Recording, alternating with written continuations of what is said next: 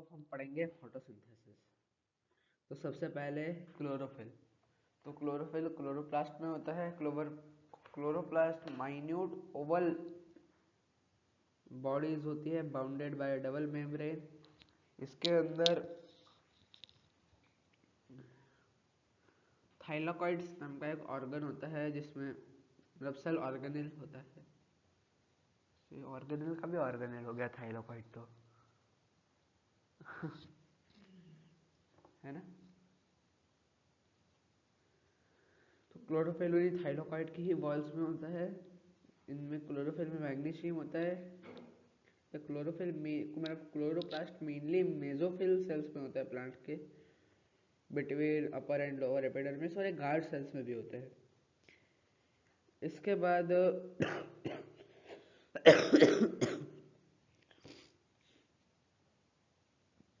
यहाँ पे मतलब 5 लाख क्लोरोप्लास्ट हो सकते हैं 1 मिलीमीटर स्क्वायर के एरिया में।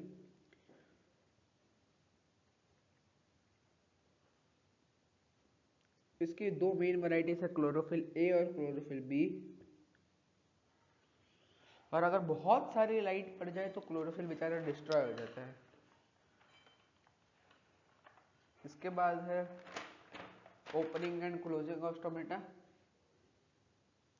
मतलब इसके लिए 2 थ्योरीज है। पहला है शुगर कॉन्सेंट्रेशन थ्योरी, OLD।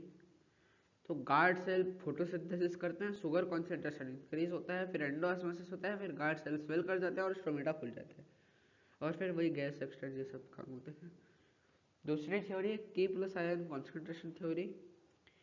तो यहाँ पे guard cell do photosynthesis, ATP की एनर्जी मिलती है हमें। फिर K+ गार्ड सेल के अंदर एक्टिवली आता है, K+ का कॉन्सेंट्रेशन बढ़ता है, एंडोऑस्मोसिस होता है, गार्ड सेल स्वेल कर जाते हैं, स्टोमेटा ओपन हो जाता है, और K+ फिर लीक हो जाता है एक्सेस कॉन्सेंट्रेशन के कारण, कॉन्सेंट्रेशन इक्वल हो जाता है और स्टोमेटा क्लोज हो जाते हैं। इसके बाद अपन आते हैं कि फोटोसिंथेसिस होता क्या है बेसिकली। तो मेसोफिल सेल्स करते हैं। 2 टाइप के मेसोफिल सेल्स होते हैं, पेलिसेड और स्पॉन्जी। नहीं मतलब मेसोफिल सेल्स की ही 2 प्रॉपर्टी होती है, नहीं मेसोफिल सेल 2 टाइप के होते हैं, पेलिसेड और स्पॉन्जी। तो बेसिकली इसमें लाइट एनर्जी को पेलिसेड यूटिलाइज करता है और CO2 पर एटमॉस्फेयर से लेता है प्लांट और H2 सॉइल से, और इसकी रिएक्शन है 6CO2 + 12H2 in presence of light and chlorophyll, C6H12O6 + 6H2O + O2। ये 6H2O जो होता है वो ओरिजिनल वाले 12 में से 6 नहीं वापस हो जाते, ये रिफॉर्म्ड H2O होता है तरह से। इसके बाद अपन आते हैं फेजेस ऑफ फोटोसिंथेसिस। तो सबसे पहले लाइट डिपेंडेंट फेज या फिर फोटोकेमिकल फेज। तो लाइट डिपेंडेंट फेज थाइलाकॉइड्स में होता है। इसके स्टेप्स है, सबसे पहले क्लोरोफिल एक्टिवेट होता है फोटॉन्स को एब्जॉर्ब करके, फिर वाटर की स्प्लिटिंग होती है यानी कि 2H2O due to energy of photons, 4H positive + 4 electrons plus oxygen, और ये जो ऑक्सीजन यहाँ से निकलता है वो एटमॉस्फेयर में रिलीज हो जाता है जहाँ से अपन लोग सांस ले पाते हैं। इस प्रोसेस को फोटोलिसिस भी बोलते हैं क्योंकि पानी का स्प्लिट होता है लाइट के लिए।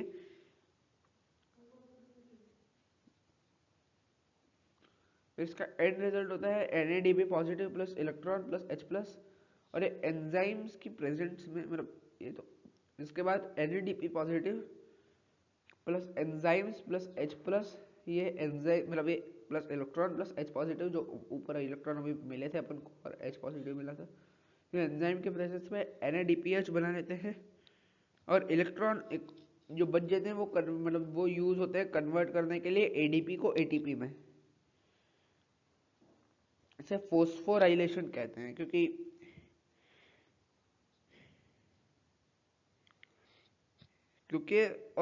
ये लाइट में होता है तो इसे फोटो फोस्फोराइलेशन भी कहते हैं। इसके बाद है dark phase, light independent phase. फिर यहाँ पे जो NADPH बना था वो NADP और H पॉजिटिव में अलग अलग हो जाता है। फिर जो H पॉजिटिव होता है वो कार्बन डाइऑक्साइड की प्रेजेंस में C6H12O6 बनाने में हेल्प करता है। फिर carbon dioxide fixation occur in number of steps using special carbon dioxide acceptor compound RUBP।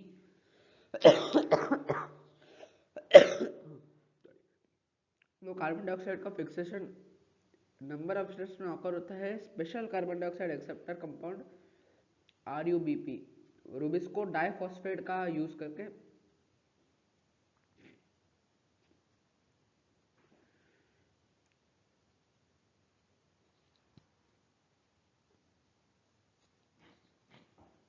इसके बाद ये मतलब जो पार्ट होता है वो कैटेलाइज होता है रूबिस्को एंजाइम के द्वारा, मतलब जिसका पूरा नाम है, मतलब ये रूबिस्को एक शॉर्ट फॉर्म है, इसका फुल फॉर्म है रूबिलोज बाइफॉस्फेट कार्बोक्सिलेज। यहाँ पे ग्लूकोज स्टोर मतलब स्टार्च के रूप में यहाँ पे स्टोर हो जाता है, और कुछ कुछ प्लांट्स में इन फॉर्म ऑफ डाइसैकेराइड भी स्टोर होता है, यानी कि शुगर केन वगैरह में डाइसैकेराइड के रूप में स्टोर होता है। और फूड का जो ट्रांसपोर्ट होता है वो ट्रांसलोकेशन के द्वारा होता है। इसके बाद है फैक्टर्स अफेक्टिंग फोटोसिंथेसिस। तो अगर अपन रेट ऑफ फोटोसिंथेसिस को बढ़ाते हैं तो लाइट इंटेंसिटी पहले तो बढ़ती है, नहीं मतलब अगर अपन लाइट इंटेंसिटी को बढ़ाते हैं तो रेट ऑफ फोटोसिंथेसिस पहले तो बढ़ती है, उसके बाद वो स्टेबलाइज हो जाती है। ये सब 0.02% कार्बन डाइऑक्साइड के कॉन्सेंट्रेशन पे। अगर अपन लाइट इंटेंसिटी बढ़ाए तो फिर पहले रेट और 0.02% कार्बन डाइऑक्साइड का कॉन्सेंट्रेशन है, तो पहले रेट बढ़ेगी, पर फिर अगर अपन एकदम से ही 0.05% कर दे कार्बन डाइऑक्साइड की कॉन्सेंट्रेशन को, तो फिर से एकदम से बाउंस आएगा रेट में, पर फिर वो बाद में अल्टीमेटली स्टेबलाइज हो जाएगी। इसके बाद है टेम्परेचर।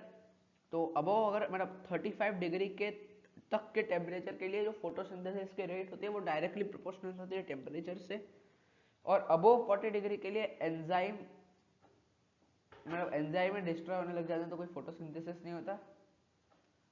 और 25 डिग्री से 35 डिग्री के बीच में रेट जो है डबल हो जाती है, 10 डिग्री में रेट डबल। इसके बाद है water contact. 1% of H2 absorb by roots is useful for plants, rest 99% for transpiration etcetera. यानी कि 1% वाटर को फोटोसिंथेसिस के लिए इस्तेमाल किया जाता है, बाकी 99% ट्रांसपिरेशन इन सब में वेस्ट हो जाते हैं।